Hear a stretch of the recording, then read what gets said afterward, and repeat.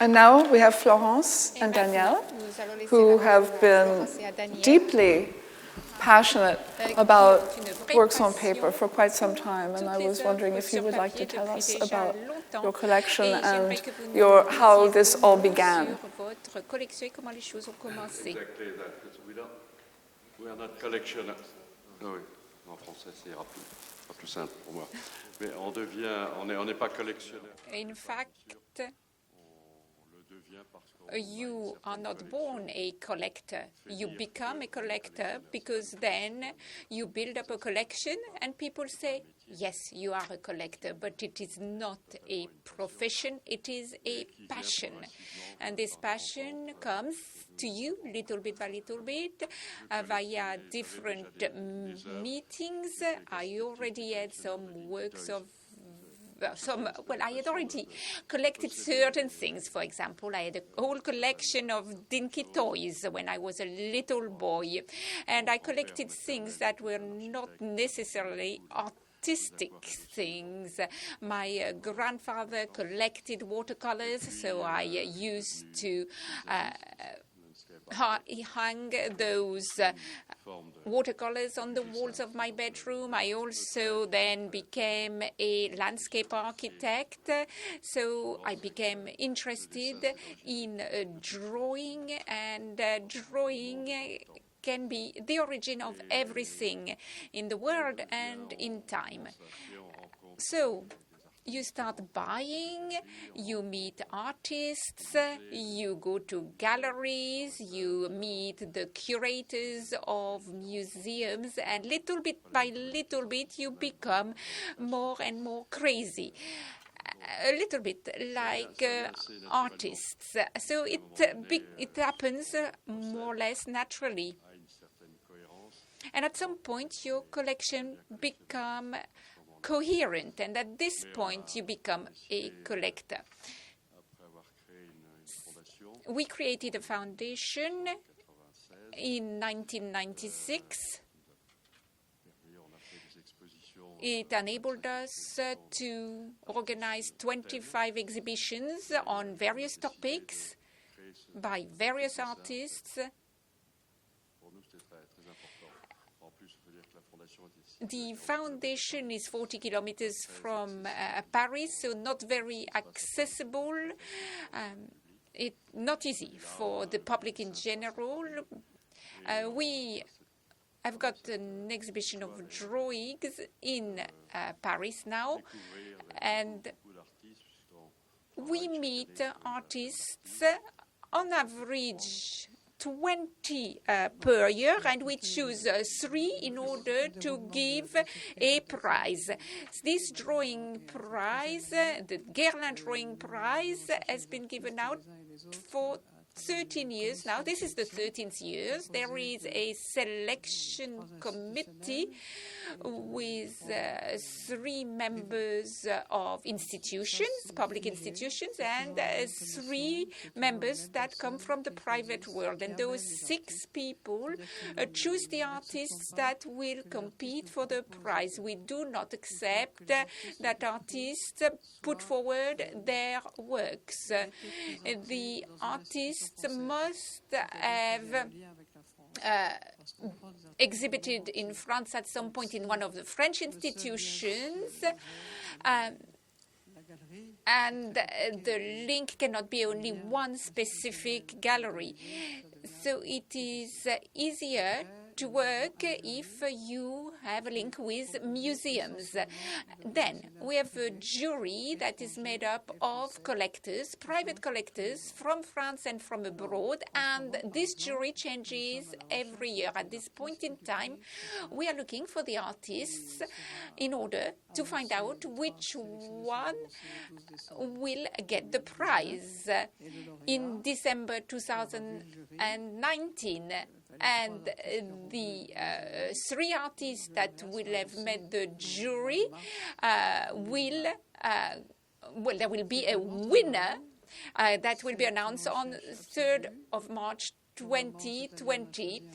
This year we have chosen a topic. We never did that in the past. Emmanuelle is part of our committee, so she will be able to talk about it. We go meet the artists in their studios, and afterwards we talk amongst ourselves and choose some artists. So why did we choose to create a drawing prize? As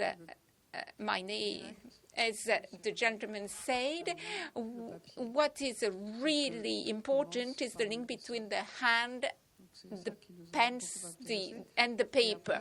And everything starts with drawing. And we have met a lot of artists that draw, and in that way we did expand our own collection of drawings.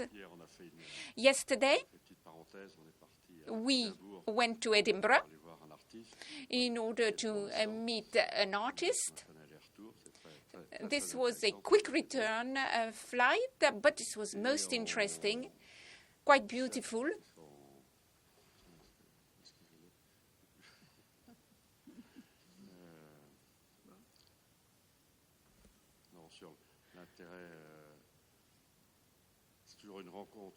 And when you meet an artist, it's always very interesting.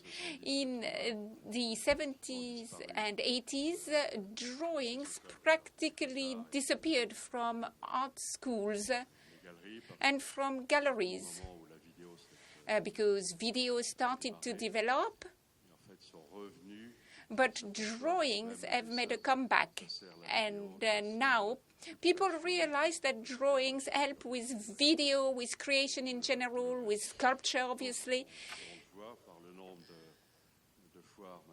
And you can see that there are a lot of fairs or salons, which I prefer in French, and a lot of those art fairs, drawing art fairs, have multiplied over the last 5 years, like this one today. There are 4 in Paris, there are some in Lisbon, in New York as well.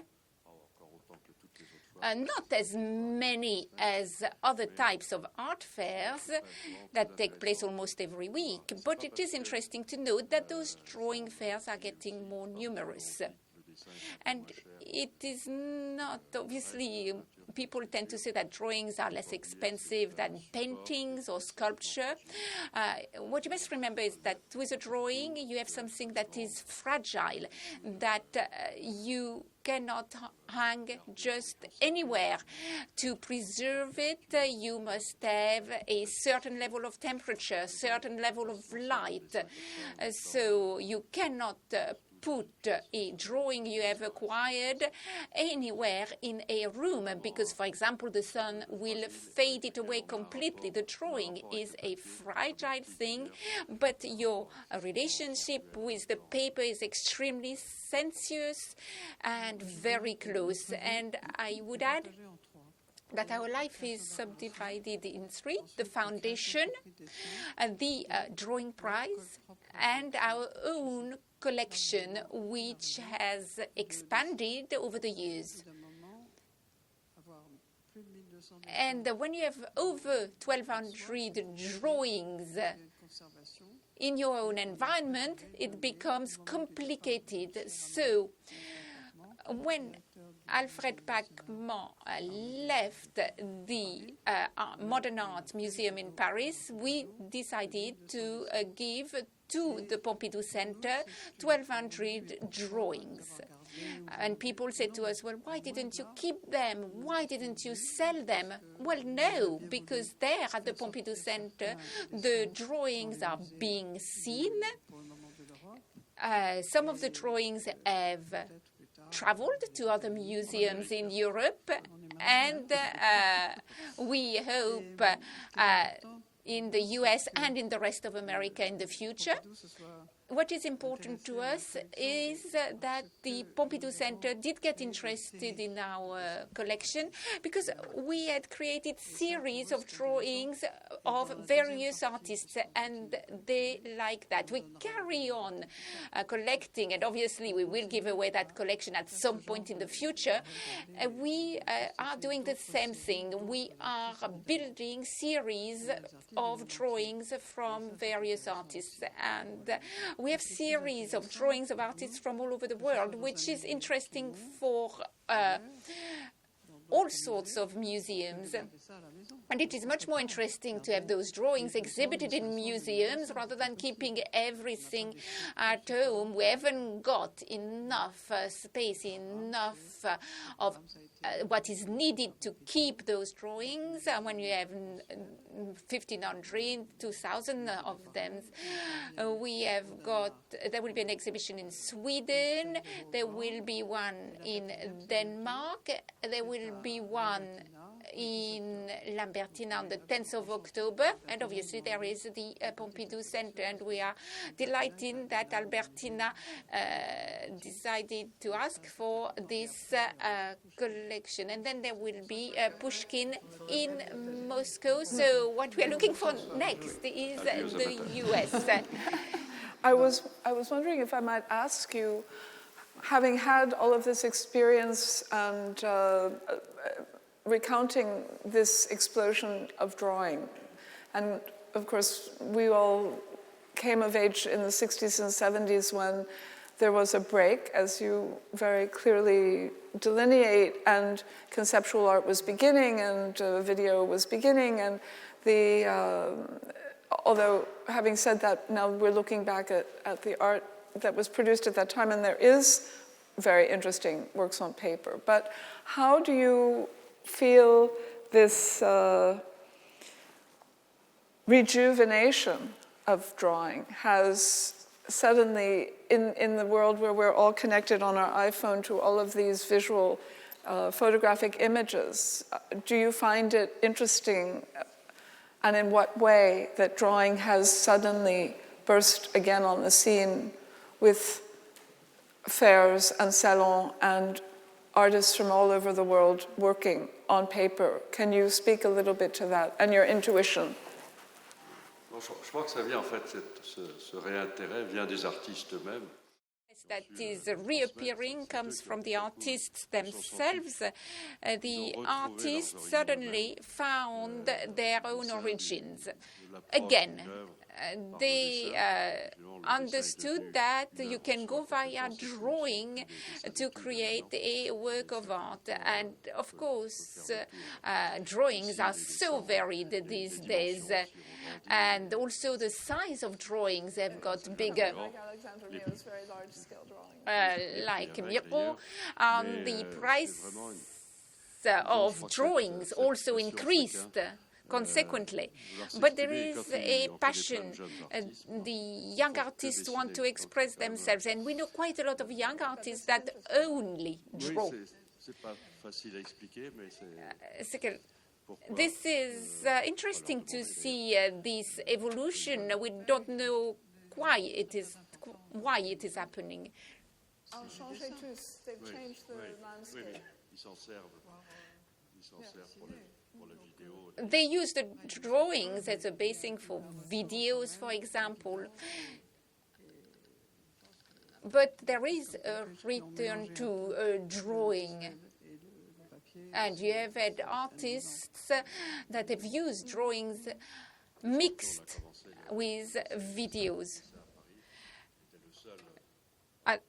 When we launched the drawing fair in Paris, we were practically the first and the only ones to exhibit the drawings.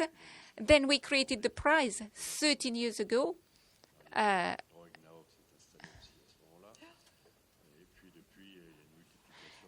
There has been a multiplication since then of drawing fairs.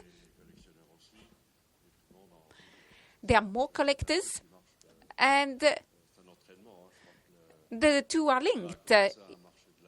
it's a virtuous circle. There is also an art market which is quite buoyant. You feel like you're on firmer ground with drawing. And the drawings bring us back to something that is really close to us. You've raised an important position which has to do with the young artists that are going back to drawing.